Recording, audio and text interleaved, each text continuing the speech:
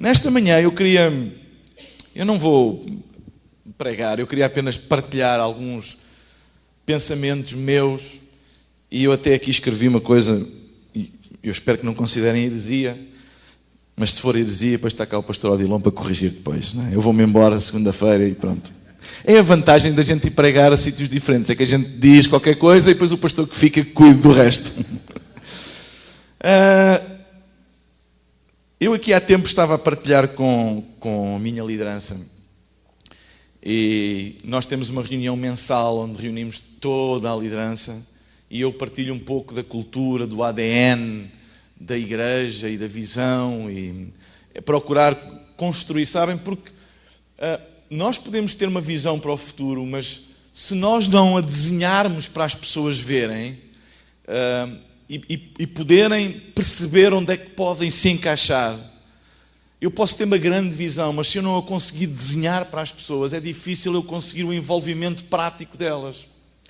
Por exemplo, quando se constrói um edifício, eu posso ter um bom pedreiro, um bom carpinteiro, um bom canalizador, um bom eletricista, mas se não houver um projeto, cada um vai fazer, embora sendo bons profissionais, e sai qualquer coisa, não é?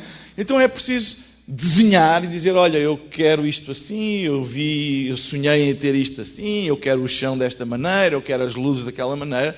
E quando o projeto é desenhado, as pessoas que têm a capacidade e as habilidades para fazer isso acontecer, elas conseguem canalizar o potencial delas de maneira a que aquilo aconteça. E numa igreja é a mesma coisa. Não basta ter uma igreja cheia de dons, talentos e potencial, se nós não aprendermos a desenhar a nossa visão, torná-la perceptível, visível. É como que desenhar um quadro daquilo que nós queremos no futuro. E eu gosto, todos os meses eu reúno a equipa de liderança geral e muitos dos voluntários para um tempo que nós chamamos o pulsar da cidade, para sentirmos o pulso às coisas, e onde a cultura, a visão, o futuro da nossa igreja é desenhado, é afinado, de maneira que as pessoas possam entender, perceber o que é que nós queremos construir e elas próprias tomarem a decisão, eu posso ajudar aqui. Porque quando está desenhado é mais fácil nós dizermos, isso eu consigo fazer, pastor. Isso eu sei que sou capaz de fazer. Se a coisa é assim tudo muito no ar, as próprias pessoas têm dificuldade às vezes em perceber onde é que podem ajudar, onde é que podem se envolver. E eu estava a preparar para fazer essa reunião e houve como que um pensamento que veio ao meu coração acerca, se eu escrevesse para mim os 10 mandamentos do crescimento da igreja, para mim, eu não vou fazer disto uma doutrina ou um dogma, é apenas uma experiência minha que eu quero compartilhar com vocês. Se eu escrevesse os 10 mandamentos do crescimento, para compartilhar com as pessoas, num minuto, o que é que eu escrevia? Não é fazer um estudo e buscar livros dos outros e escrever, e é isto, é aquilo. Não, para mim, porque aquilo que está cá dentro, vocês sabem, aquilo que está no nosso coração é aquilo que sai mais depressa. Então, num minuto, eu escrevi 10 coisas, quase por instinto, as 10 coisas que para mim são fundamentais no crescimento da igreja, e disse, se essas 10 coisas foram as que saíram mais rápidas do teu coração, provavelmente são essas 10 coisas que as pessoas que estão à tua volta precisam de saber melhor. Porque muitas vezes, eu leio bastante e ouço bastante outros líderes que estão muito mais à frente do que eu e têm muito mais sucesso do que eu, porque nós estamos sempre a aprender, mas no fundo, aquilo que nós comunicamos melhor não é aquilo que está aqui, é aquilo que está aqui. Entendem? Porque aqui comunicamos informação. Aqui comunicamos paixão. E o ser humano, a alma humana, tem uma capacidade de captar a paixão e não apenas a informação. Vocês nunca tiveram a ouvir alguém, um professor, eu tive professores na escola que sabiam muito e a gente ouvia-os e aquilo realmente eles tinham muita informação. Mas depois havia outros que eram tão apaixonados por aquilo que ensinavam que as aulas era tipo sei lá, nós aprendíamos tanto porque a pessoa ensinava não apenas informação mental, mas misturava a informação e o conhecimento que tinha com paixão. E um dos segredos para comunicarmos visão para os nossos líderes é aprendermos a partilhar o nosso coração. Partilhar o nosso coração com as pessoas. As pessoas que estão à nossa volta têm que conhecer o nosso coração. Então, aqui vão os meus 10 mandamentos para o crescimento e vamos por aí fora e vamos falando um pouco sobre isso. O primeiro mandamento para mim, para o crescimento, é que os líderes devem crescer com o crescimento. Sabem? Eu tenho reparado que muitas vezes existem líderes em que o trabalho que eles estão a fazer está a crescer, mas se eles deixam de crescer, eles pessoalmente deixam de crescer, transformam-se de facilitadores do crescimento, que é isso que é liderança. Liderança é nós nos tornarmos facilitadores do crescimento, facilitadores de deixar as outras pessoas crescer. Eu não acredito numa igreja do show de um homem só. Tipo, eu sou o líder, eu sou o pastor, eu sou o maior, eu é que sei tudo. Se eu cresço, as pessoas que estão à minha volta têm que crescer. Se eu tenho sucesso, eles têm que ter sucesso. Eu não acredito nessa de eu ter sucesso e as pessoas que estão à minha volta não terem. Não acredito nisso. Se eu cresço, eles crescem. Amém? E nós devemos procurar que as pessoas que estão à nossa volta cresçam também. Porque nós temos que aprender com o mestre dos mestres. Nós não viemos para ser servidos, mas para servir. E é muito fácil numa posição de liderança, vocês estão cá para me ajudar, vocês estão cá para me servir, vocês estão cá para servir a minha visão. Eu percebo o que é que isto quer dizer, e quando nós dizemos, vocês estão cá para servir a minha visão, eu percebo o que é que as pessoas querem dizer com isso, mas deixem-me dizer uma coisa. Eu tenho descoberto que tem muito mais impacto as pessoas tornarem a visão delas também do que propriamente servirem a visão de alguém. Eu quero que as pessoas que estejam à minha volta não digam, eu estou a servir a visão do pastor. Eu quero que elas comprem para elas a visão também, entendem esta expressão? Que elas, seja também a delas, que elas sejam participantes, que tenham um sentimento também de posse, no sentido positivo da visão. Porque quando nós temos um sentimento de posse das coisas, elas têm outro valor para nós. Então eu não quero que as pessoas apenas sejam meus serviçais e que sirvam a minha visão. Não, eu quero que elas se tornem também proprietárias e que adquiram para elas. E não, a visão do pastor é a minha visão também. Eu não estou a servir apenas a visão dele, porque a visão dele é também a minha. E isso é um desafio meu e de todos os líderes. Comunicar de maneira que as pessoas tomem para elas essa visão também. Então, se um líder não cresce com o crescimento, em vez de ser um facilitador, torna-se uma tampa. E eu tenho pedido tanta vez a Deus, Deus, eu não quero ser uma tampa nunca. Eu quero ser um facilitador. Porque quando um líder deixa de crescer, isso é um problema grave na igreja. Porque sabem, a Bíblia diz que o Espírito move-se onde quer e como quer, que o vento sopra onde quer e como quer. E se eu deixar de crescer, o Espírito de Deus não vai deixar de se mover por causa disso, não vai ficar, ai que pena, não. Eu costumo dizer que a vida de Deus é como a água. A água é uma coisa, é uma bênção, mas a água pode ter efeitos terríveis. Nós em Portugal estamos a passar, ainda hoje estava a ver as notícias de manhã em Portugal, uma tempestade terrível nestas últimas semanas.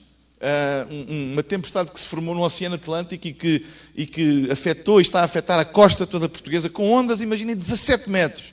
Hoje estava a ler nas notícias que uma das praias e das zonas turísticas da área de Lisboa, chamada Costa da Caparica, foi toda invadida, os bares, os estacionamentos, por ondas com 15 metros que entraram por ali dentro. Portanto, a água é uma bênção, mas a água pode ter efeitos nefastos quando nós não construirmos de acordo, respeitando a força do mar e da água. Por exemplo, quando nós construímos um edifício, uma das características é que haja um bom escoamento das águas. Porquê? Porque se não há, começa a infiltrar, não é, a água nos telhados, nas paredes, e a gente começa a ver aquilo ficar tudo negro e amarelo, etc. A gente não vai dizer que a culpa é da água, que a água é do demónio. E não, ele não vai dizer. A água sempre encontra um caminho. E nós colaboramos e facilitamos o caminho da água, ou então ela vai encontrar outro caminho, que mesmo sendo feio para nós, ela vai encontrar um caminho. Não, ela vai sempre encontrar. Se nós não as aprendemos a escoar as águas, elas vão encontrar o seu caminho.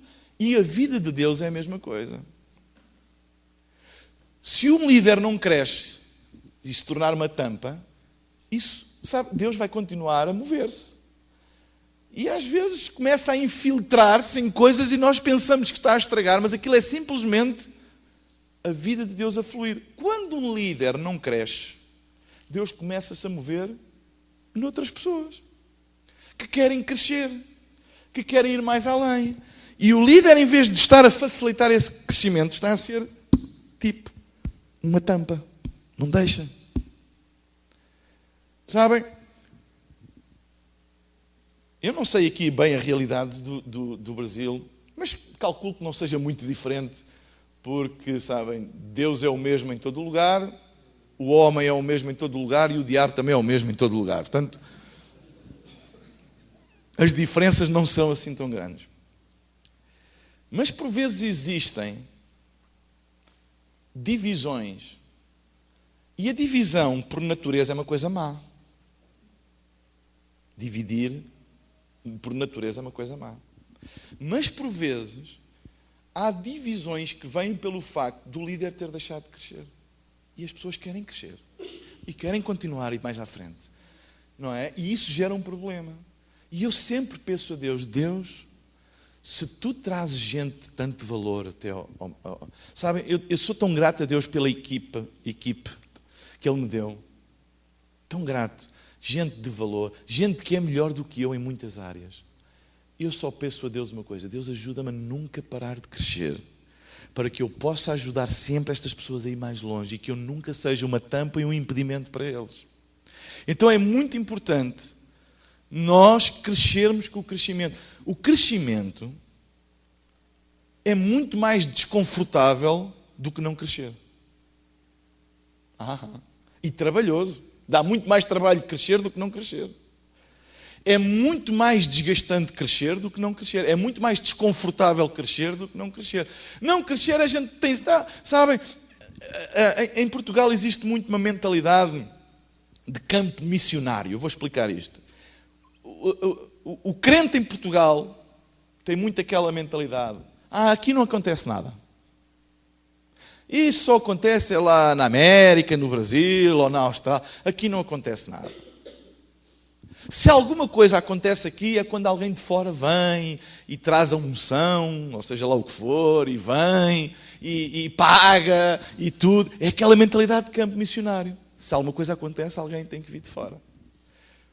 Porque nós não podemos, porque somos poucos, porque a igreja não tem expressão, porque a igreja não tem capacidade económica. É só desculpas para tudo continuar na mesma. Acaba por ser mais confortável. Arranjar uma desculpa é mais confortável arranjar uma desculpa do que crescer. Eu costumo dizer assim na brincadeira. Se há pessoas que são tão criativas a arranjar desculpas, meu Deus...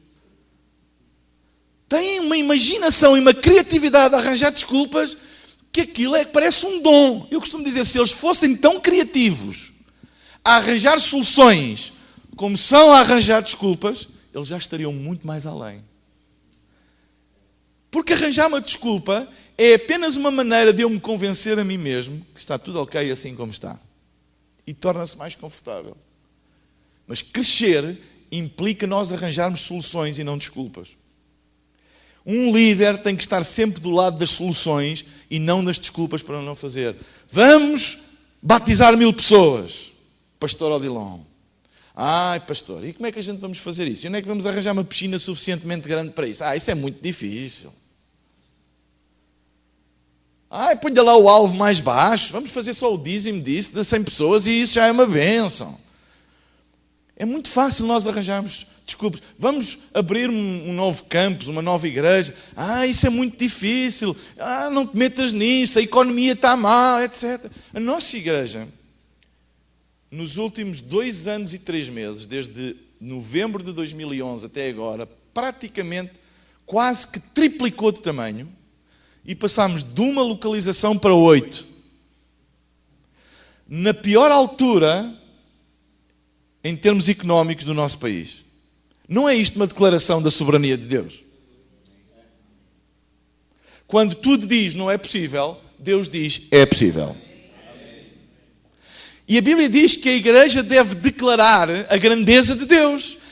Não é? E não é declarar, dizer Deus é grande, Deus é grande. Eu conheço muitas pessoas que estão sempre a dizer Deus é grande, mas o testemunho deles é medíocre.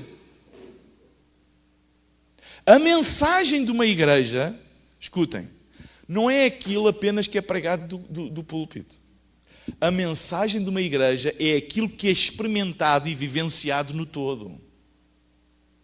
Eu posso pregar e ter um sermão hermeneuticamente, homileticamente correto sobre a grandeza de Deus, mas se eu tenho uma vida e uma postura medíocre, eu estou a falar uma coisa, mas a minha igreja, o ambiente, a atmosfera está a comunicar outra. E as pessoas quando vêm, escutem, a alma humana é sensível não apenas àquilo que ouve com os ouvidos, mas àquilo que capta. Então a pessoa pode dizer, eu até gostei de ouvir o pastor a falar, sim senhor, mas ele falou da grandeza de Deus, mas onde é que está essa grandeza de Deus? Onde é que está essa glória? Eu posso falar sobre o amor de Deus e ter uma mensagem preparada sobre o amor de Deus, mas se as pessoas não forem bem recebidas, não forem incluídas, não forem amadas no dia a dia na igreja, eu estou a dizer uma coisa, mas a atmosfera, o ambiente da minha igreja está a dizer outra. E essa é a verdadeira mensagem de uma igreja. Então eu descobri uma coisa, se eu quero comunicar, não basta eu preparar uma boa pregação, um bom sermão, eu tenho que treinar a igreja a colaborar com aquilo que eu vou pregar. Para que não haja uma incoerência entre aquilo que é pregado e aquilo que é experimentado. E um dos problemas da igreja na Europa é a incoerência entre aquilo que se prega e aquilo que depois se experimenta. Como é que eu posso falar de um Deus grande com uma igreja com uma postura medíocre? Como é que eu posso falar num Deus para esta geração moderna quando depois eu tenho uma liturgia do século passado? As pessoas, Deus ama os jovens, Deus tem um plano para a juventude e a única coisa que eu tenho é um órgão a cheirar a mofo? Alô? Isso é uma mensagem. As pessoas quando entram e olham, tudo comunica com elas. Tudo está a comunicar com elas. A pessoa que está a receber à porta é a primeira impressão que tem. Se eu tiver um mal educado, cara de sexta-feira à noite, mal encarado, não é? À porta, a primeira mensagem que alguém que vem pela primeira vez à igreja recebe é dele, não é minha. E eu posso ter a melhor pregação do mundo preparada, mas a alma da pessoa, quando entrou, ficou negativamente afetada logo. Eu não sei como é aqui no Brasil, mas na Europa, se a primeira impressão não é boa, dificilmente a pessoa fica receptiva para o resto. Porque as suas defesas pessoais levantam-se logo e dizem, quer saber? Então, eu tenho que treinar toda a minha liderança a crescer. Nós temos que crescer, nós temos que ser coerentes naquilo que nós comunicamos. Então, se eu quero pregar sobre um Deus grande, eu tenho que certificar-me que desde a porta de entrada até à porta de saída, a experiência que as pessoas vão ter é coerente com aquilo que eu vou ensinar. Porque senão elas não vão acreditar. Vão dizer assim, tu estás-me a querer enganar. Tu estás a dizer uma coisa, mas não é isso que eu estou a ver. E rejeitam. Então eles não rejeitam Deus. Eles não rejeitam a palavra, que é o que os religiosos dizem. O europeu rejeita a palavra, é muito materialista. Não, isso não é verdade. O que eles rejeitam é a forma como a igreja lhes comunica. Isso é que eles rejeitam. Porque se eles perceberem coerência entre aquilo que estão a experimentar E aquilo que estão a ouvir, tu já ganhaste a atenção deles. Eles já perceberam, espera aí, então, estão a dizer que Deus é amor e eu nunca fui recebido por gente que eu não conheço de lado nenhum. Eu nunca fui recebido desta maneira, eu nunca fui acarinhado desta maneira, a preocuparem-se comigo. Uau! Então eu vou ouvir o que aquele homem tem para dizer, porque eu estou a experimentar isso. Vocês estão a entender? E esta coerência é fundamental. Quando se vai a um shopping center e se entra na entrada principal, normalmente tem um ecrã grande com a planta e onde estão as lojas. E quanto mais claro for para uma pessoa que venha para a primeira vez, não é quem conhece aquilo, não é para quem projetou o shopping que sabe os cantos todos à casa.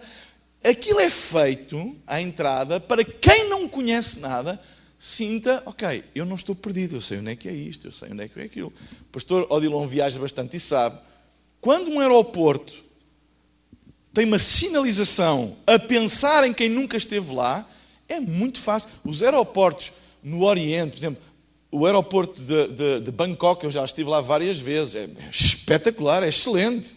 O aeroporto de Singapura, é fácil, nunca estando lá, mas a sinalização é pensada nas pessoas que vão lá pela primeira vez. É fácil encontrar os check-ins, etc, etc. E eles estão constantemente a avaliar isso para proporcionar às pessoas uma boa experiência. Não é uma pessoa chegar a um sítio e sentir-se perdida. Tipo, é horrível. Sentir-se, para onde é que eu vou agora? Eu não sei onde é que é o check-in, eu não sei onde é que é agora a porta. A sinalização é confusa, as pessoas não são simpáticas, as pessoas não facilitam. Sabem? Nós evitamos depois usar esse tipo de instalações. Se nós formos a um restaurante, a comida pode ser muito boa, mas se o serviço é péssimo, se as pessoas que estão a atender forem mal educadas, se a casa cheirar mal, se a pessoa não nos ligar nenhuma, a gente pode gostar da comida, mas dizer, a comida realmente é boa, mas isto é terrível, uma pessoa estar aqui, é maltratada, é mal recebido, está horas à espera, etc. O que é que vocês vão decidir no futuro? Eu não vou lá mais. Mas a comida era boa. Sabe, muitas vezes na igreja nós pensamos que pelo facto de termos a melhor comida do mundo, que é a palavra de Deus, que está garantido. A comida é boa, mas se o serviço for mau, as pessoas vão dizer, eu não quero, eu não me sinto lá bem. Eu não sou bem recebido, eu não sou amado, eu não sou acolhido, eu sinto-me exposto, Entende o que eu estou a dizer? Isso é tão importante. A mensagem de uma igreja é tudo. Desde a porta de entrada até a saída, tudo está a comunicar com eles. É por isso que os detalhes são importantes. O que distingue uma igreja excelente de uma igreja medíocre não é ter grandes coisas, é o conjunto de pequenos detalhes. Então, sabem, uma das decisões que nós tomamos no Centro Cristão da Cidade, na nossa igreja, foi, sempre que nós planeamos igreja, seja o que for, nós pensamos nas pessoas que nunca foram uma igreja. Como é que elas vão se sentir quando vierem aqui? Porque os crentes a gente já sabe. E gosta de mais de uma maneira ou de outra, mas nós já somos crentes. É indiferente. Se eu for a um sítio e não for muito bem recebido, que não é o caso, que vocês são hospedeiros do melhor, pastor Odilon, muito obrigado. O Zaqueu é um hospedeiro de primeira, hein? Um host de primeira. Sabem? Apesar de estar a estudar para advogado. Mas se eu for a um sítio e for mal recebido, eu não vou abandonar a minha fé por causa disso. Nós crentes sabemos lidar com isso. Mas as pessoas que vêm pela primeira vez à igreja, pode ser o suficiente para elas tomarem uma decisão. Eu não quero nada com isto. Então, se nós tomarmos uma decisão, dizer, não, vamos pensar que experiência nós vamos proporcionar às pessoas. E uma das coisas mais que nós damos muito valor é a maneira como as pessoas são recebidas. Eu quero sempre gente à porta, com sorrisos, a receber as pessoas, a perguntar-lhes o nome, a dar-lhes um abraço. Olha, eu tenho uma experiência que quero contar com vocês há uns 2, 3 anos, não posso precisar. Um senhor, a nossa igreja é maioritariamente jovem, 75%, 80%, mas um senhor com os seus 60 e muitos anos, ele entrou pela primeira vez na nossa igreja e eu estava à porta, por acaso nesse dia estava à porta, numa das reuniões estava à porta. E ele entrou e eu cumprimentei-o e disse, então, como vai? Eu não o conhecia de lado nenhum. Então, como vai? E ele, então como é que se chama? Ele disse o nome dele e eu dei-lhe um abraço e disse assim, muito bem-vindo aqui a esta casa. Olha, esta casa é também a sua casa, estou muito feliz por estar aqui. E eu vi que ele ficou com os olhos a brilhar e lá entrou no auditório, a reunião decorreu, eu preguei, fiz o apelo à salvação, ele recebeu Jesus e eu fiquei tão contente. E no fim, lembrei-me, disse, vou lá cumprimentá-lo e dizer, olha, estou tão feliz. E disse, eu estou tão feliz por você ter tomado a decisão no fim da mensagem, levantando o braço para receber Jesus, estou tão contente. E ele disse-me assim, não pastor, eu não tomei a decisão no fim, quando levantei o braço, eu tomei a decisão quando entrei. Porque eu vivo sozinho e há anos que eu não recebi um abraço de uma pessoa. E quando eu entrei, eu tomei a decisão, eu quero ficar nesta igreja. Que lição para mim. Às vezes nós falamos e temos aquela linguagem de que ministrar é as pessoas virem à frente e nós orarmos, e é.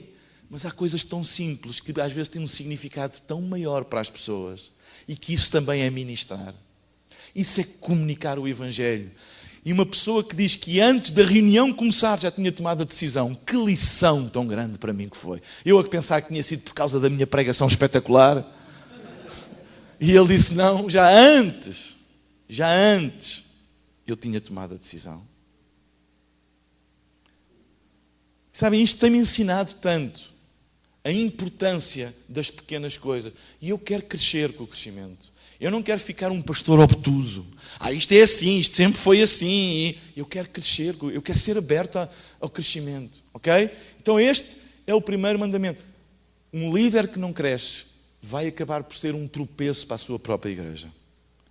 E eu não quero, eu todos os dias digo, Deus, eu quero que tu me ajudes a crescer. Eu quero aprender mais e mais, eu não quero ficar estagnado. E eu oro a Deus para que vocês façam esta oração também. Segundo mandamento, clareza na visão e na missão. Ser claro nas coisas. Sabem, eu venho de um background pentecostal. Vocês, creio eu, um background mais batista.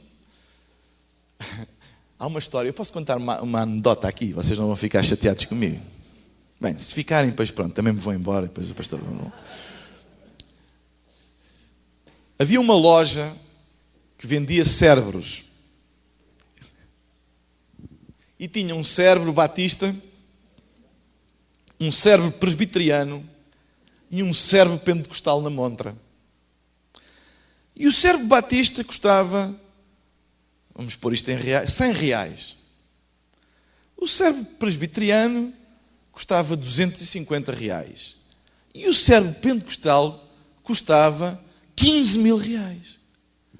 E a pessoa olhou e disse, 100 mil, 250, 15 mil reais. E entrou e perguntou, olha, porquê que o cérebro pentecostal é tão mais caro do que o cérebro batista e o cérebro presbiteriano? E o dono disse, sabe porquê? É porque o pentecostal nunca foi usado.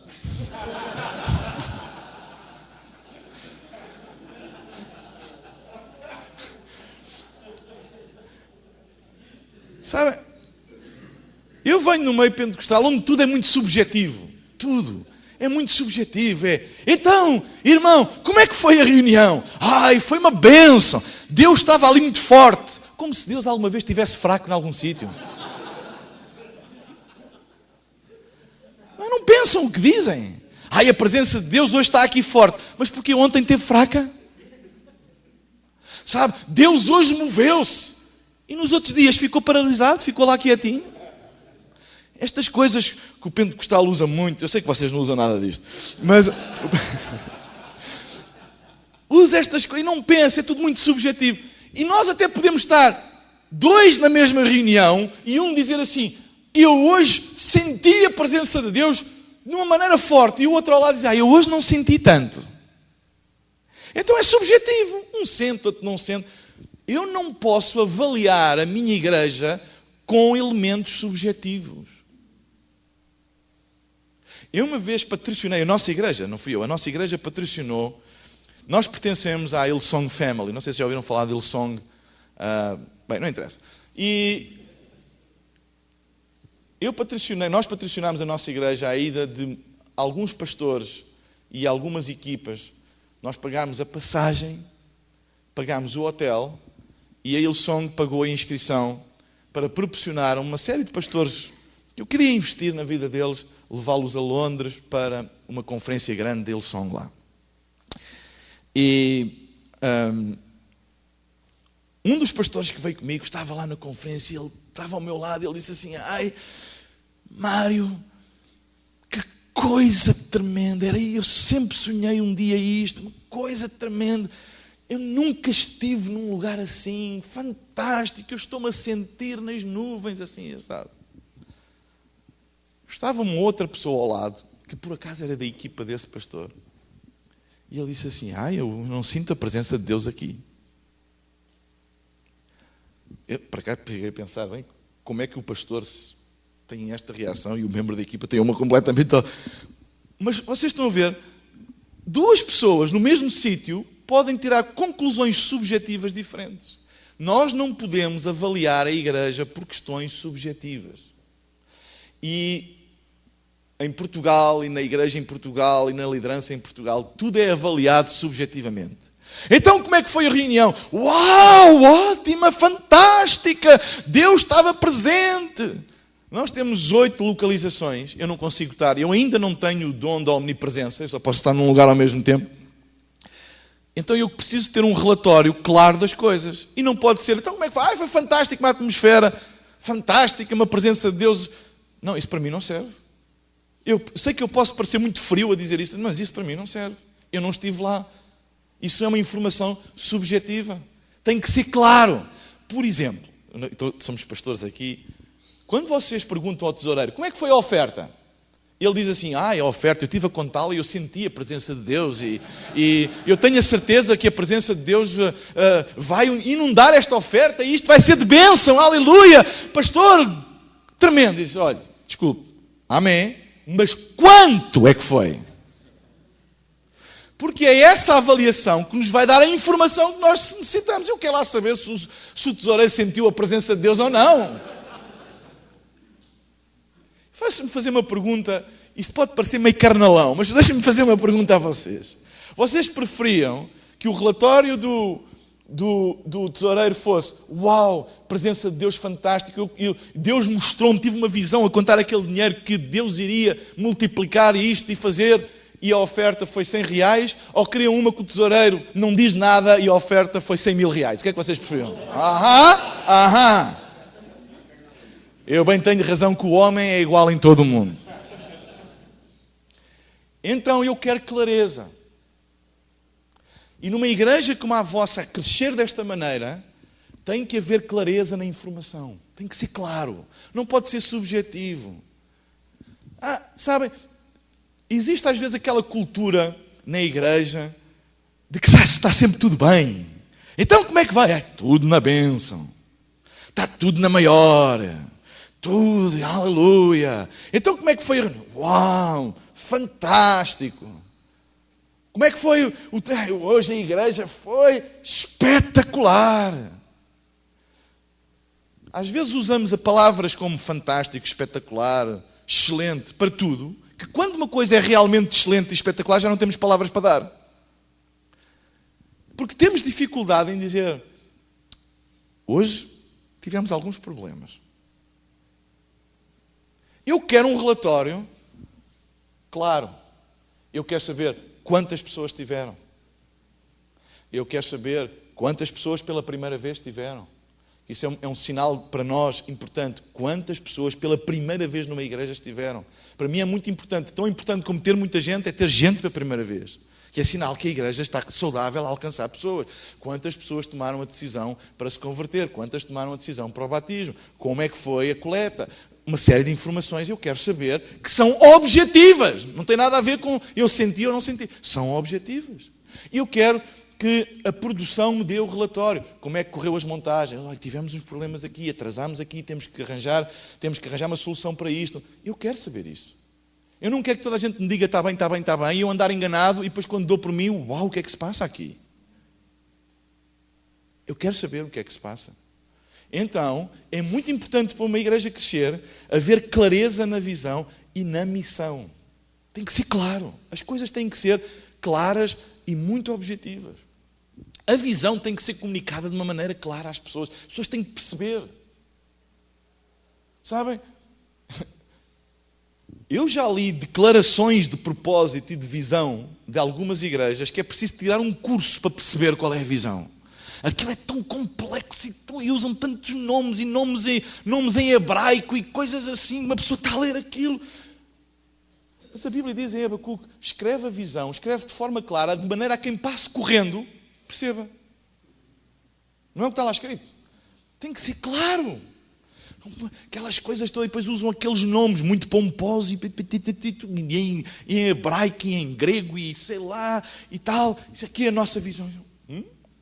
Então tem que fazer primeiro um curso de teologia e depois um bacharel em divindade, não sei o quê, e depois mais uma pós-graduação em grego e depois estou pronto para perceber a visão de uma igreja.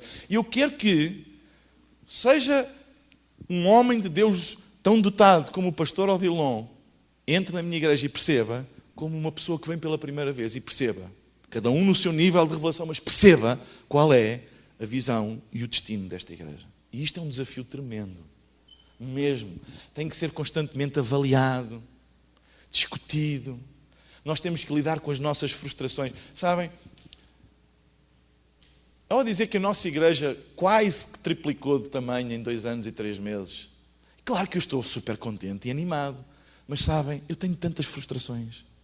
Às vezes eu entro ao domingo e vejo coisas que eu estou na minha igreja e não concordo com elas. Isto tem que mudar, isto não pode estar assim, as luzes não podem estar assim, isto não pode estar... Este pormenor, eu não quero isto assim, eu não quero que recebam as pessoas assim nesta sala, eu quero isto de outra maneira. E às vezes eu saio lá aos domingos com tanta coisa na minha cabeça e digo, não, isto tem que mudar. Isto. Mas sabem, é isso que me ajuda a ir afinando as coisas. Porque se para mim estiver sempre tudo bem, nada muda. Está sempre tudo bem, é sempre tudo na bênção. Está sempre tudo bem. Não é mal nenhum, não é pecado a gente dizer, não está bem. E temos que assumir isso, dizer, não está bem, não quero isso assim. Quem trabalha comigo, eles já me conhecem, né? E conhecem também o meu coração. Eu tenho pessoas excelentes a trabalhar comigo, como vocês. Mas eles sabem que normalmente, domingo à noite, mais tardar segunda de manhã, vai um relatório para uma N áreas de trabalho, com montes de coisas, isto, porque é que isto está assim, porque é que a multimédia entrou atrasada, e porque é que não sei o quê, e isto. Porque se nós não formos claros na visão e na missão para as pessoas, elas pensam que está tudo bem. Se para mim está tudo bem, para elas está tudo bem. Sabem, nós comunicarmos às pessoas o que é que nós queremos ver mudado. Porque, pastor Odilon, é mais fácil nós comunicarmos as nossas vitórias e sucessos. Toda a gente, uau. Mas exige um pouco de coragem compartilharmos as nossas frustrações. Mas eu descobri que há mais crescimento em partilhar uma frustração do que partilhar um sucesso.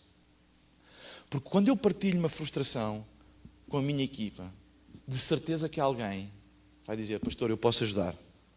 Eu sei fazer isso. Quando eu não partilho, sabem, Deus traz pessoas até nós, não é por acaso. Ele traz, eu acredito que eu tenho tudo o que eu preciso para fazer aquilo que Deus me chamou. Acredito mesmo.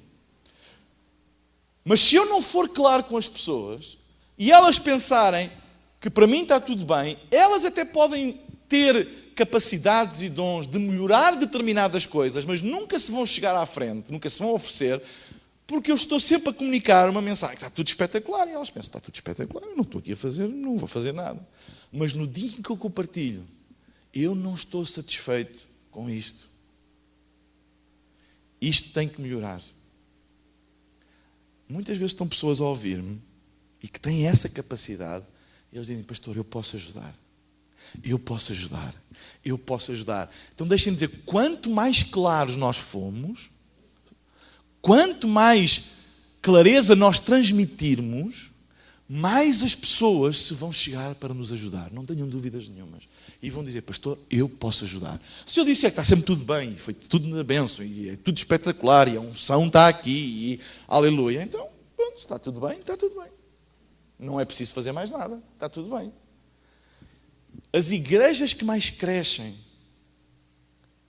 no mundo são igrejas que se avaliam constantemente e que não têm problemas de lidar com as suas frustrações.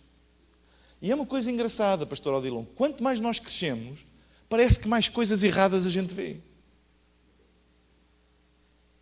É sério. Quando a gente não cresce, parece que está tudo melhor. Quando começa a crescer, sabem porquê? Porque o crescimento destapa as misérias todas. Havia coisas que quando não crescíamos, não estavam bem, mas não faziam diferença, porque não estávamos a crescer. Quando começamos a crescer, isso faz diferença. Então toca de mudar isso. Toca de ser claro na visão e claro na missão. Terceiro mandamento, vamos lá rápido. Cultura de trabalho e de exigência. Cultura de trabalho e de exigência. Deixa-me só tirar o casaco. De trabalho e de exigência. Eu ponho isto. Exigência, exigir, uma cultura de exigência. Trabalho, uma cultura de trabalho e de exigência. Servir a Deus também implica uma ética no trabalho. Porque Deus não abençoa calões. Calões, sabem o que é um calão? Um preguiçoso. Deus não abençoa preguiçosos. Então, pastor, o que é que tu fazes? Eu hoje vou passar o dia todo a orar. E amanhã a orar. E depois da manhã a orar. Sabe, nós usamos tanta vez a oração como desculpa para tanta coisa. É preciso ter uma cultura de trabalho. Se nós somos ministros de Deus, deixem-me ser claro com vocês, eu penso que tenho a vontade para dizer, se nós somos ministros de Deus e somos pagos para isso, nós temos que ter ética no nosso trabalho. E uma boa consciência que somos pessoas trabalhadoras e esforçadas. Amém? Trabalhadores e esforçados. E termos exigência com o nosso próprio trabalho. Não é, está tudo bom, não, assim está bom. Não, exigência. E entre a liderança tem que haver uma cultura de exigência. Prestação de contas. As pessoas que estão no meu staff e que são pagas para estar no meu staff, as pessoas que são líderes e que estão em liderança na minha igreja, elas têm que prestar contas daquilo que fazem. Eu quero saber o que é que eles estão a fazer e porque é que não está feito. E porque tem que haver uma cultura de exigência. Porque muitas vezes nós começamos a misturar a espiritualidade e tal, e tudo é desculpa para não se fazer. Tudo é desculpa para não se realizar. Não, nós temos uma responsabilidade e uma ética no trabalho. Se vocês forem a qualquer empresa, há uma responsabilidade laboral e uma ética no trabalho. Não é assim, eu hoje não me apetece ir trabalhar porque estou perante uma depressão espiritual. Diz isso ao patrão e vais ver o que é que ele te vai dizer. Eu quero lá saber. Porquê é que no reino de Deus tudo é desculpa para não se fazer? Sabem, nós dizemos muitas vezes, nós somos o exército de Deus para conquistar o mundo. E depois somos umas florzinhas de estufa. Qualquer coisa ficamos logo, eu não tenho que ficar. Onde é que está o estômago para a guerra? Onde é que está a resistência à dor? Quem não tem resistência à dor não pode estar nesta função. Tem a palavra piegas aqui? Tem. Há crente e pastor piegas. Então, o diabo e a minha vida. Estão sempre a queixar-se. Homem, cresce. Ganha um pouco de musculatura espiritual. É mesmo assim, isto custa. No desporto, vocês têm grandes times de futebol. Quando começa a época, eles vêm das férias, aquele primeiro mês, aquilo é duro. Aquilo é duro. Eu há uns bons anos, em 2005, eu estava com muito peso, eu tomei a decisão, eu disse, não, Deus tem uma visão grande para mim, coisas grandes eu tenho a certeza que vão acontecer, eu quero estar vivo para ver, então eu tenho que cuidar da minha saúde. E eu perdi 20 quilos, não é? Porque comecei a fazer exercício e todos os dias faço qualquer coisa, jogging, ou bicicleta, ou ginásio, qualquer coisa. E então, ao princípio, E eu descobri que tinha músculos que eu nem sabia que existiam de tanto doer. E disse, ih pá, tenho um músculo aqui, cara. Tudo doía, qualquer coisa, não é? Eu ria-me e doía-me um músculo da perna. Tipo, levantava-me a perna e a orelha doía. Tudo doloroso. Quando um desportista começa a época, aquele primeiro tempo, aquilo dói. Vocês conhecem algum que diz, eu não venho treinar, estou muito dorido. O que é que o treinador, não é? Como diz aqui? Treinador. O que é que o treinador diz? É mesmo assim, pá. Dói mesmo, isso é mesmo assim, não dá como. Continua que isso passa. É ou não é? Continua que isso passa. Quando dói o músculo, não para. Continua, isso vai passar com o tempo. E há pastor e líder, está sempre a queixar isso. Sabe o que é que eu digo? Olha, continua que isso passa. A vida é assim. Você vai dizer, não, então para e tu. Como é que nós queremos ser o exército de Deus que conquista esta terra, que à primeira dor para logo? Se no desporto eles não param, se no reino, e na igreja para logo com dor, é mesmo assim. Não há treino que não tenha dor. E nós temos que ter estômago para a dor. Aprender a lidar com a dor. Vocês sabem que a dor é uma bênção. Vocês sabem que a dor é uma maneira do nosso corpo nos avisar que alguma coisa está a acontecer. Se eu não tivesse sensibilidade, por exemplo, se eu não tivesse sensibilidade, se eu não tivesse dor, se eu colocasse a minha mão sobre como se diz, um fogão, não é? Experimenta colocar a mão sobre o que é que tu vais... Porquê? Porque é instintivo. A dor não é uma coisa que tu fiques indiferente.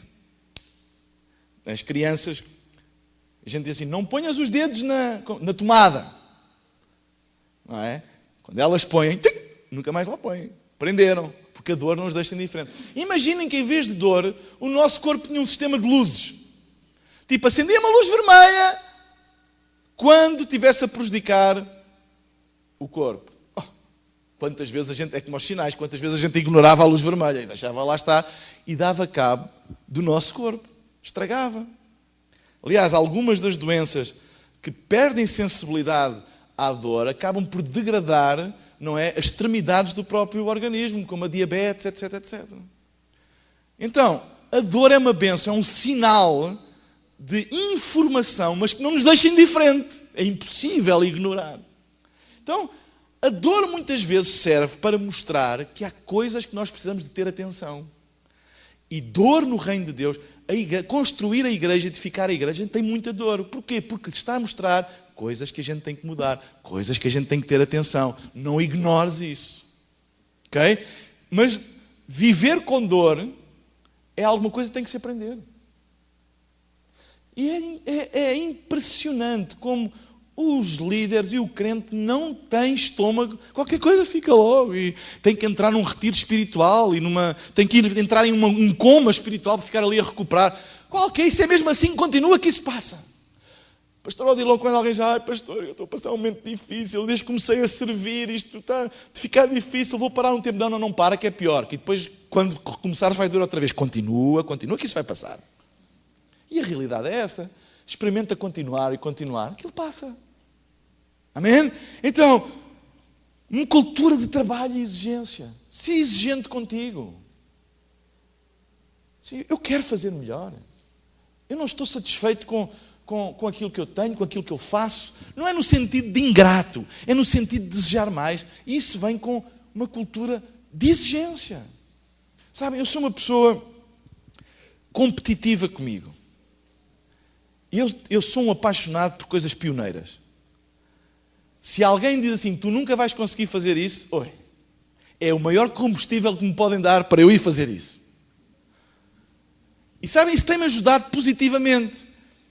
Viver às vezes numa cultura de igreja muito negativa, e dizer, vocês nunca vão conseguir. Isso aqui em Portugal nunca dá. Isso para mim é peixe na água. Porque isso motiva-me, espírito pioneiro, fazer uma coisa que nunca foi feita. Mas nós temos que estar preparados para lidar com a dor e sermos exigentes connosco. Dizer, não, esforça-te, continua, tu vais conseguir. Cultura de trabalho e de exigência. Aprender a prestar contas uns aos outros. Nós temos que prestar contas do nosso trabalho. Sabem, eu sou o pastor-presidente do Centro Cristão da cidade. Eu tenho uma equipa core. Eles prestam contas a mim, mas eu também presto contas a eles. Eles sabem que eu venho ao Brasil, quando eu não estou, eu comunico, olha, eu vou estar, orem por mim. Sabem, é tão seguro nós termos uma equipe onde prestamos contas uns aos outros, onde sabemos todos uns dos outros. É uma segurança para nós. Amém? Trabalho e exigência. Quarta coisa, ter um foco definido.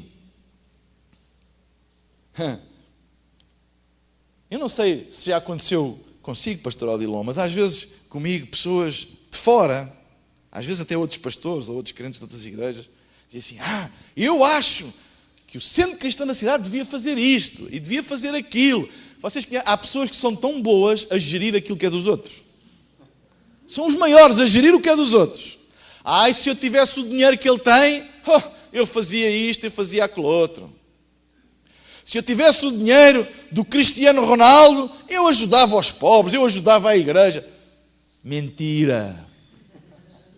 Porque se com pouco não ajudam, com muito também não ajudam. Sabem porquê? Porque prosperidade não muda ninguém, só amplia aquilo que nós já somos. Essa coisa de dizer, pastor Odilon, quando o Senhor me abençoar, conte comigo. Olha, se está à espera que o Senhor o abençoe para contar com Ele e não conta agora, não conta mais. Que há tempos houve uma pessoa lá da minha igreja.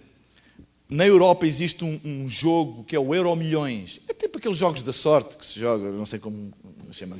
É tipo lotaria, chamado Euro Milhões, só que é em termos da União Europeia. Então aquilo são quantias astronómicas. Já houve um prémio que era 200 milhões de euros, que são 500 milhões de reais, coisa mesmo louca. Eu lembro-me de uma pessoa lá da minha igreja dizendo, pastor, se me sair o Euro Milhões, eu vou pagar a pronto tudo, construir, porque nós temos um terreno para construir, eu vou pagar isso tudo. E eu disse assim, olha, eu não preciso que te saia o Euro Milhões, eu só quero que tu sejas fiel com aquilo que tu tens agora.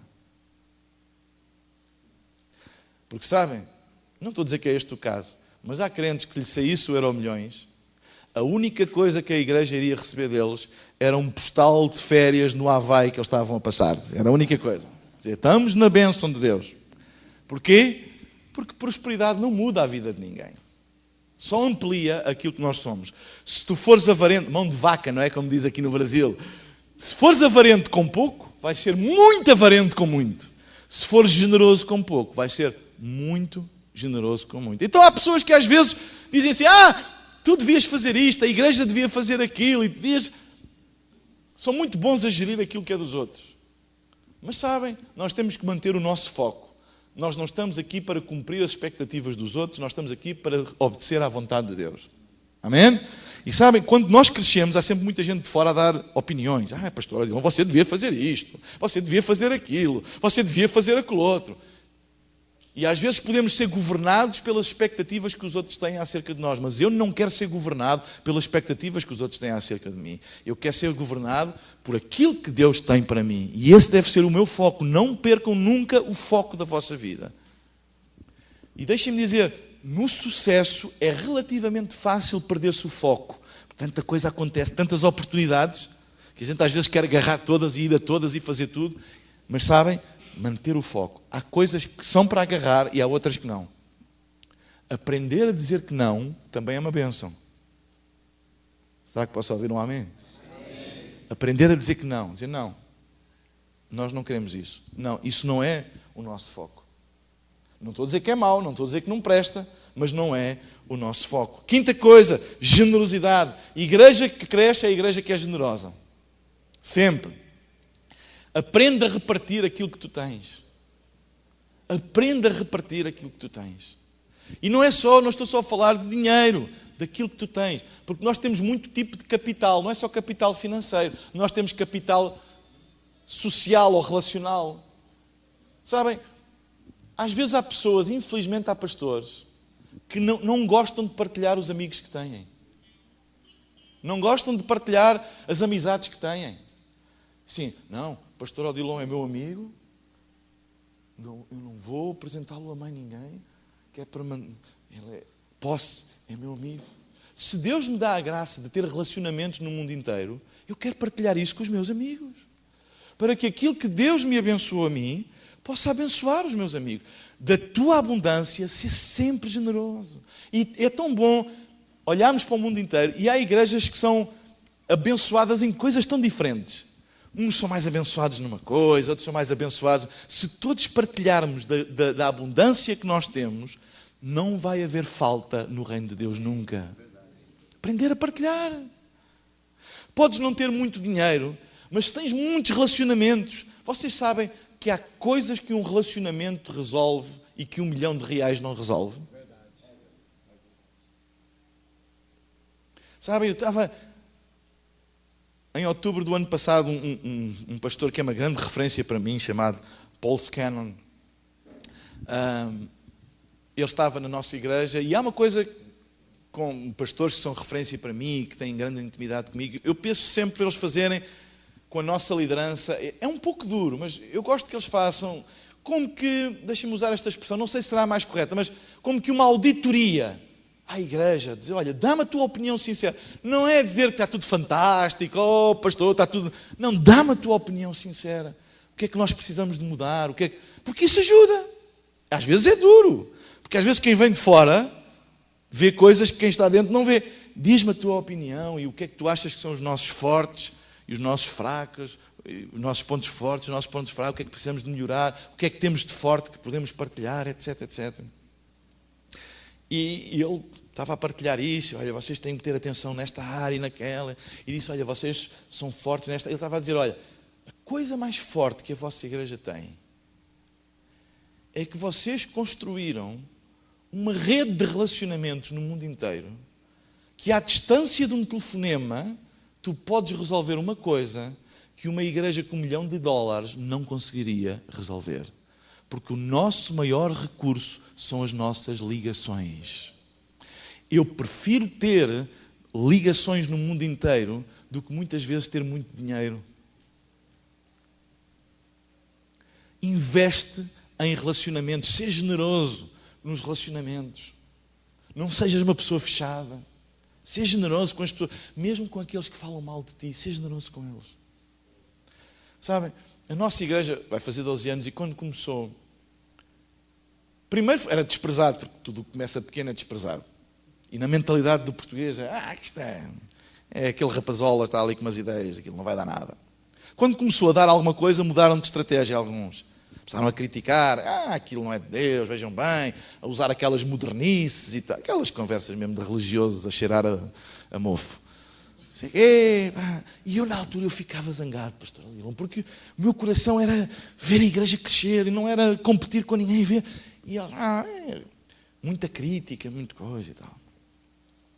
Mas as coisas começam a crescer de tal maneira que houve muitos daqueles que criticaram, começaram-se a chegar. Esse foi o maior teste ao meu coração. Quando muitos que criticaram e disseram tanto mal, acabaram por querer chegar-se a pedir ajuda. Porque a tendência do homem é assim, agora vens cá, quando eu não era nada e quando eu precisava não contei com ninguém. Agora toma lá que eu não te ajudo. Mas sabem, isto era o que a carne apetecia. Eu confesso. Muitas vezes era isso que me apetecia. Tu, meu malandro, tu disseste isto e aquilo. Mas o Espírito de Deus diz, não. Este é o maior teste. Se tu estás capaz de crescer ou não. Abençoa-os. Recebe-os com alegria.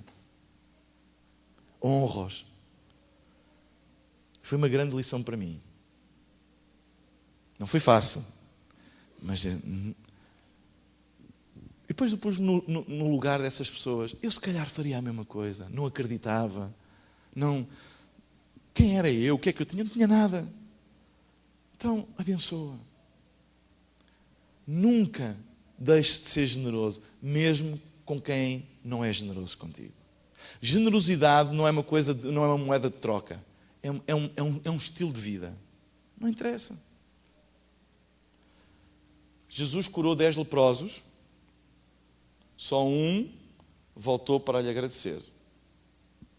Se esses outros 9 voltassem de novo a pedir ajuda a Jesus, o que é que vocês acham que ele fazia? Ele curava na mesma. Porque ele não dá com interesse. Porque isso não é generosidade, isso é negócio. Dar com interesse não é ser generoso. A maior generosidade é quando nós damos e sabemos que não vamos receber nada em troca.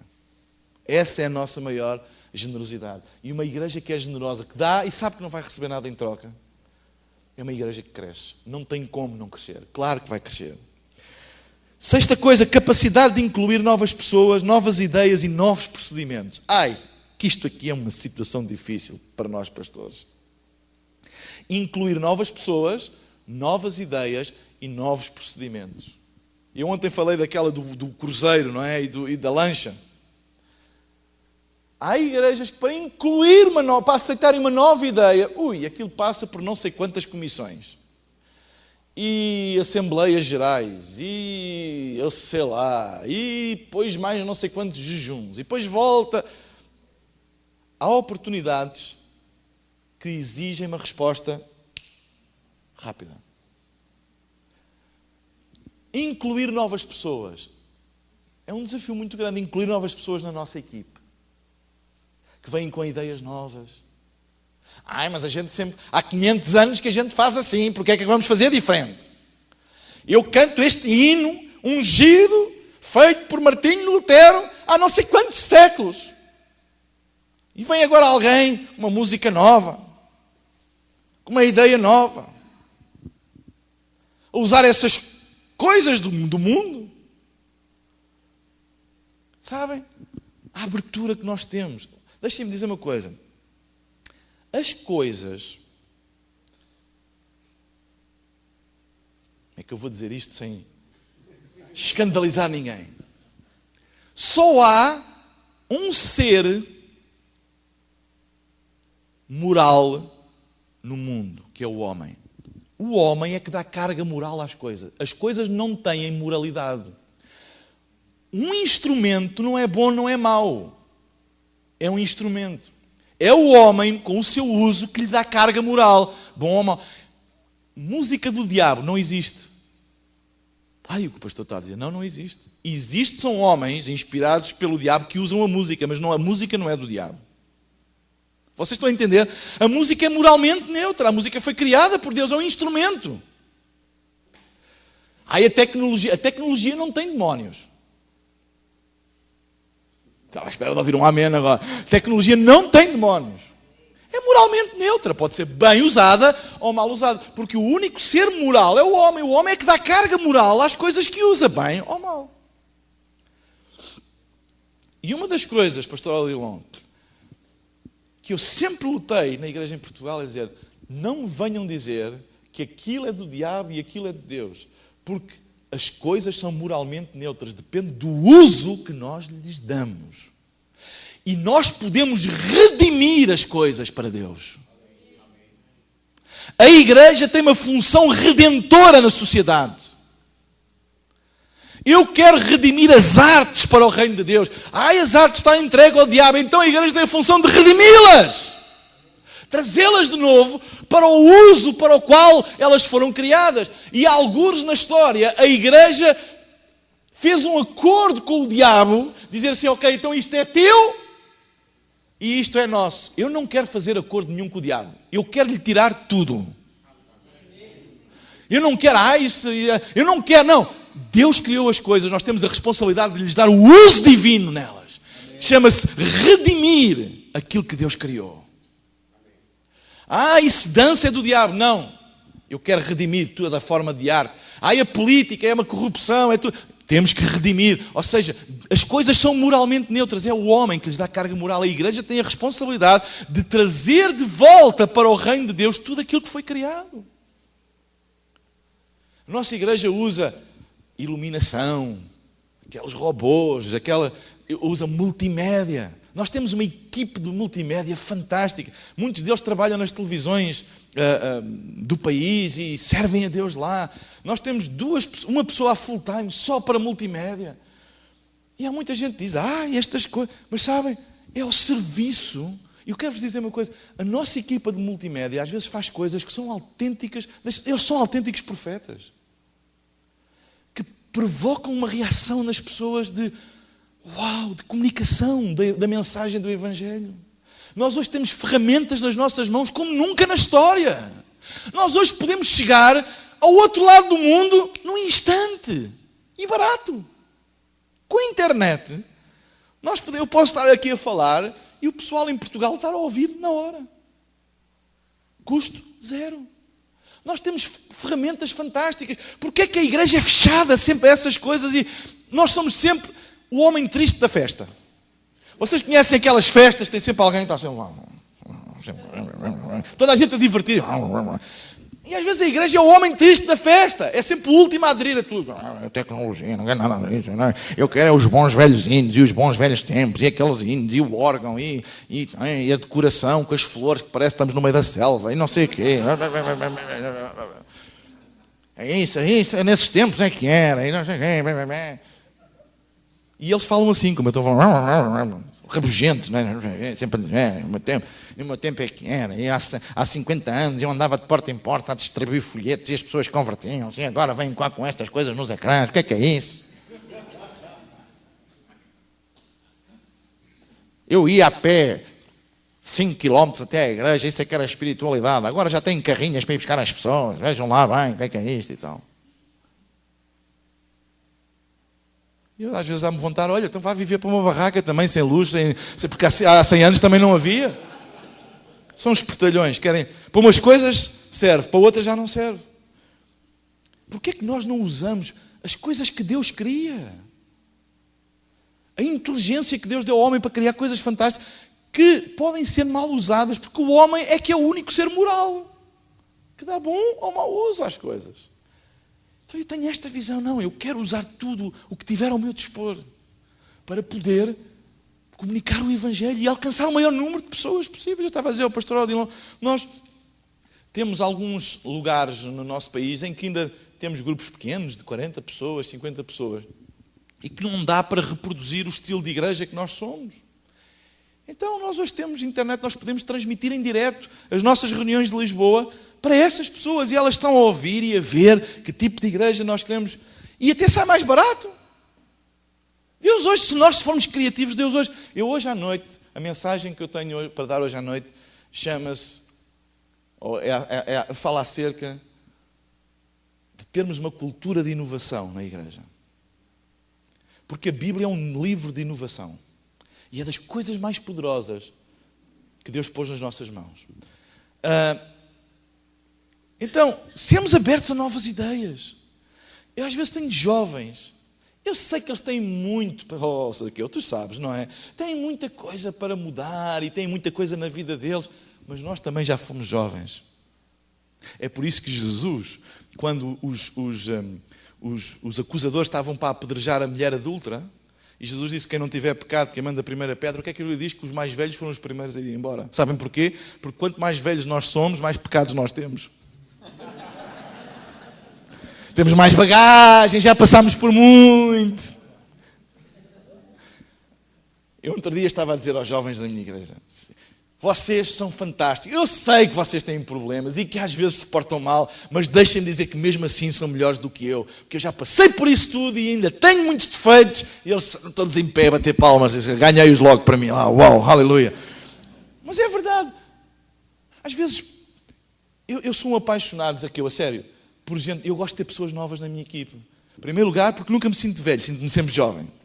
Eu sou o mais velho da minha equipa de liderança. E sabem, eles têm tanta criatividade e tantas ideias. Nem sempre as ideias resultam, é verdade. Mas esticam-me tanto. Ajudam-me a nunca ficar careta. Sabem como é que é? Tipo, não é? Ali, obtuso. Isto sempre... eu não quero ser assim. Eu quero ter 80 anos e ser uma pessoa com visão para o futuro. Não quer aquela coisa dos bons velhos tempos. Antigamente é que era. Isso é sinal que eu já não acredito no futuro. Então, novas ideias, é tão fresco, é tão desafiante, estimulante.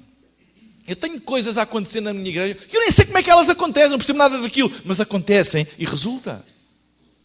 Uau! Aberto. Porque quanto mais abertos nós formos para novas pessoas, novas ideias, novos procedimentos, mais gente é atraída. E as pessoas querem. E querem se envolver. Porque há uma oportunidade para aquilo que elas gostam, para aquilo que elas são apaixonadas.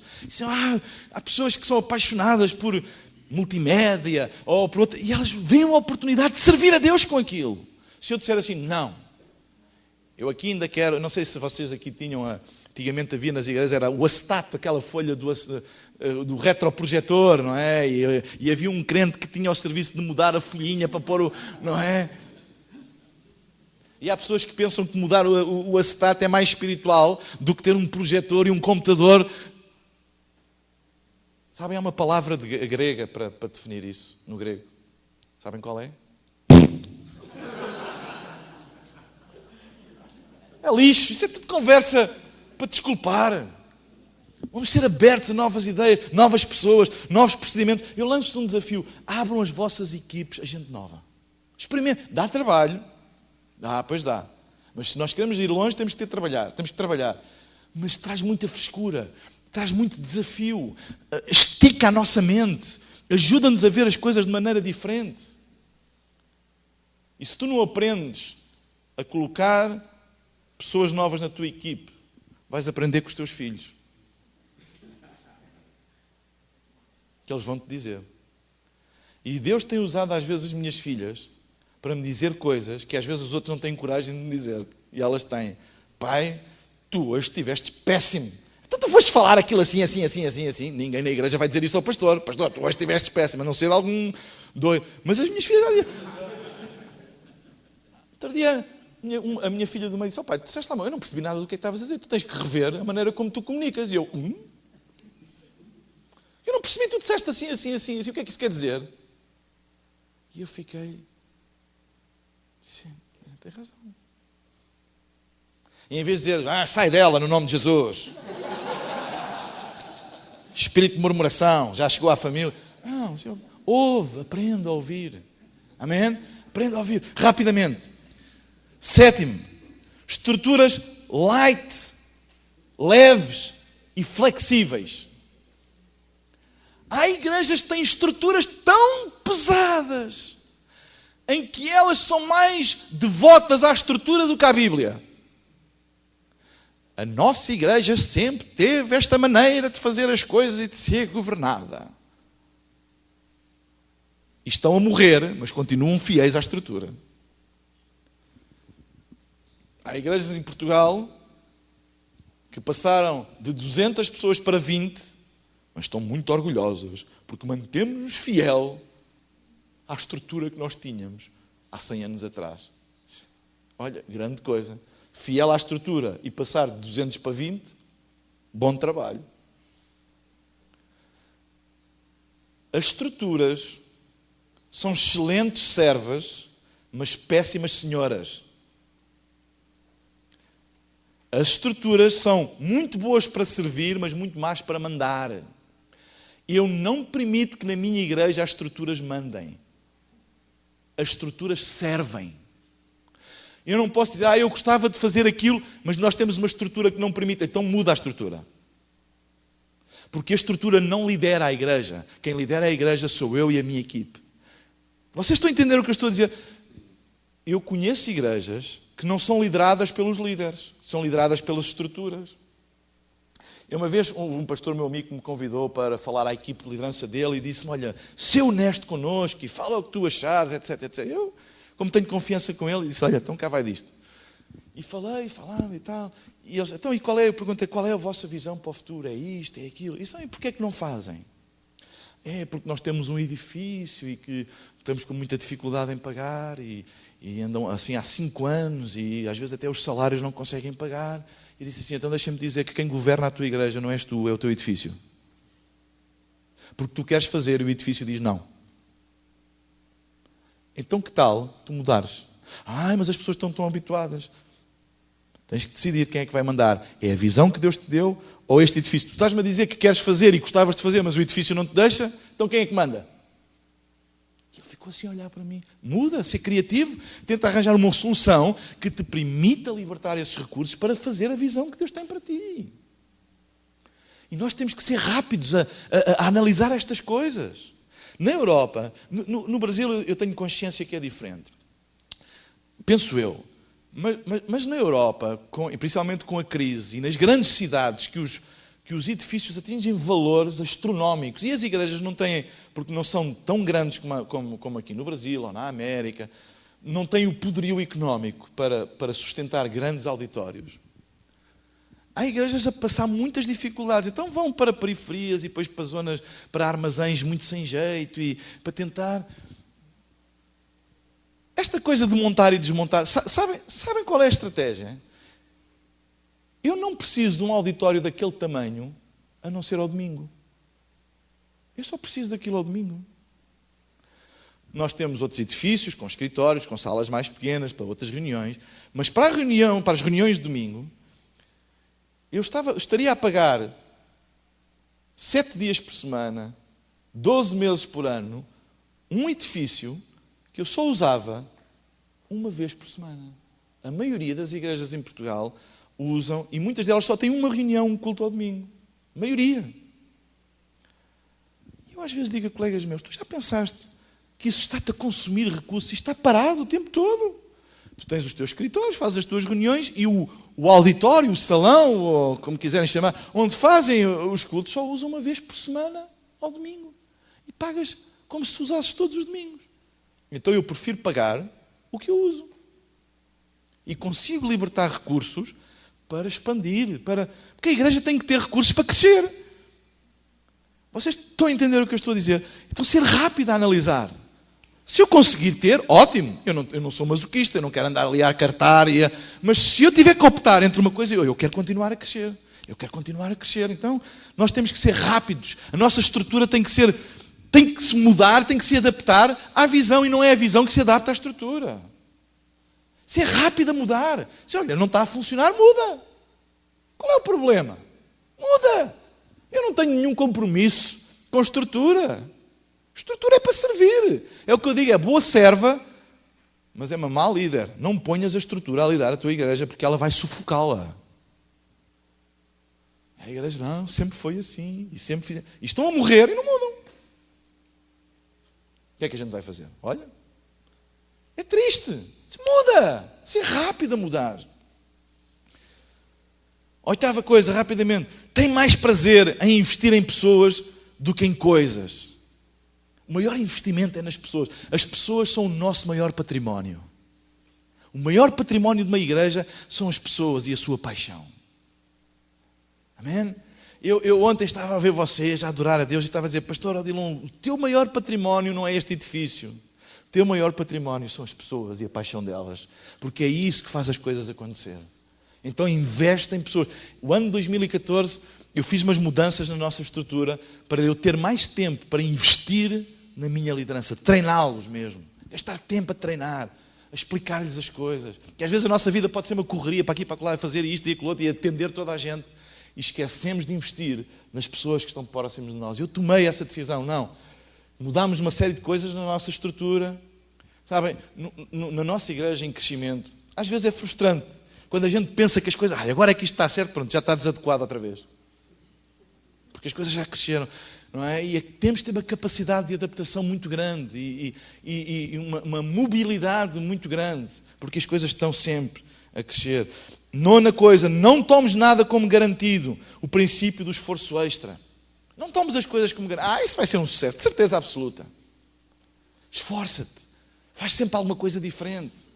Não fiques confiante nas vitórias passadas. Faz sempre alguma coisa para que no futuro seja maior do que a do passado.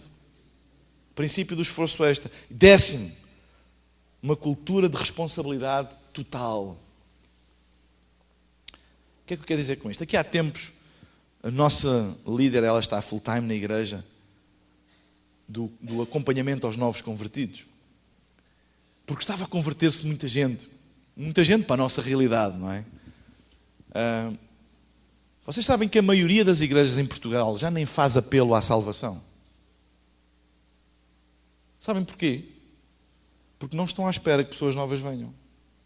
Então, de vez em quando fazem um culto especial para a salvação. Mas eu faço o apelo, tomei esta decisão, desde o início.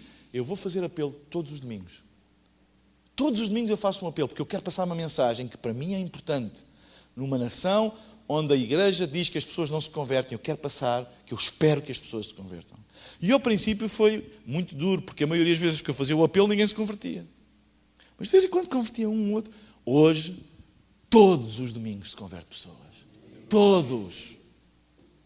Às vezes mais, às vezes menos. Mas todos os domingos, pessoas estão a receber Jesus. Então começou a vir uma grande avalanche de novos convertidos e a pessoa responsável estava a ficar aflita e um dia pediu para falar comigo e disse: pastor, eu preciso da tua ajuda. Ok. Eu não sei o que é que hei de fazer. Está a vir tanta gente nova, convertida e que isto já não está a funcionar como antes.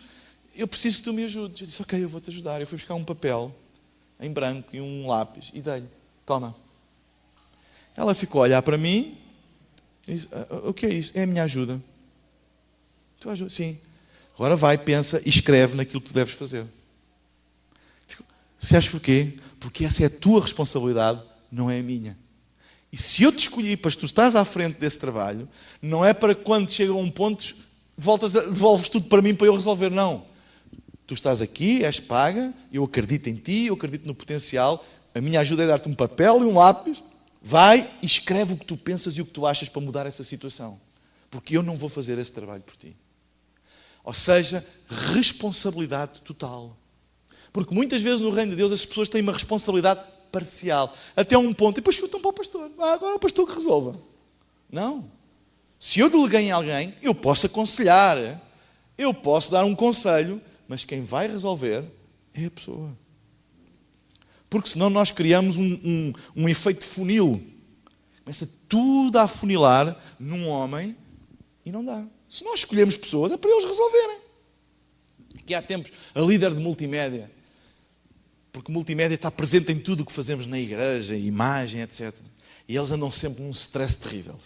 Têm sempre prazos para cumprir, etc.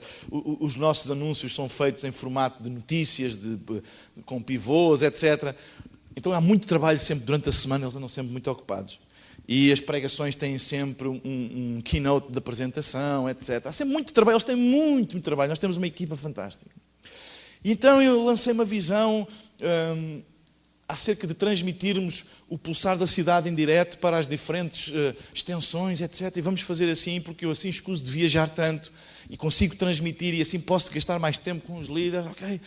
E então a responsável disse: pastor, tu disseste que agora íamos fazer a transmissão em direto, mas nós temos um problema, é que a velocidade da internet aqui, onde nós vamos fazer, não é suficiente para transmitir com qualidade, e eu já me informei, e eles não têm disponível, isto agora é um termo técnico, fibra óptica, para, aqui nesta zona, para nesta localização, para transmitir, etc, etc. Como é que nós vamos fazer? Eu virei para ela e disse: tu é que sabes. E eu sei que Deus vai te ajudar. E isso vai se resolver. E fui-me embora, ela ficou-se a rir. No domingo a seguir chegou ao pé de mim: está resolvido. E disse: estás a ver? Não sei como, não me perguntas, eu não sei, também não quero saber. Se estás aí, e se Deus te colocou aí, eu sei que Ele vai-te dar a graça para tu resolveres. E não a mim, porque eu não percebo nada disso. Portanto, escusas de vir falar comigo, a dizer como é que vou resolver, porque eu não sei. Resolves tu. Responsabilidade total. Quando nós temos uma equipa assim, é muito diferente do que aquelas equipes que estão sempre: mas eu não sei, e como é que eu vou fazer, e pastor, como é que eu não sei quê. E a gente tem que resolver os nossos problemas e os deles, e ainda por cima lhes pagamos. Resolve tu. Eu posso dar uma, mas resolve tu. Somos parceiros, amém? Cultura de responsabilidade total. Este, olha, são os meus 10 mandamentos, princípios para o crescimento da igreja, amém? Obrigado pelo tempo que vocês me concederam e de ouvirem este Portuga. Tem aqui esta expressão, Tuga ou Portuga, é? Lá a gente chama, é o Tuga e o Zuca. O Zuca é o brasileiro. Brazuca, Zuca. É o Zuca e o Tuga. O Tuga é o português, é o Portuga. Eu dou graças a Deus que tenho bons amigos Zucas. Obrigado, pastor. Obrigado.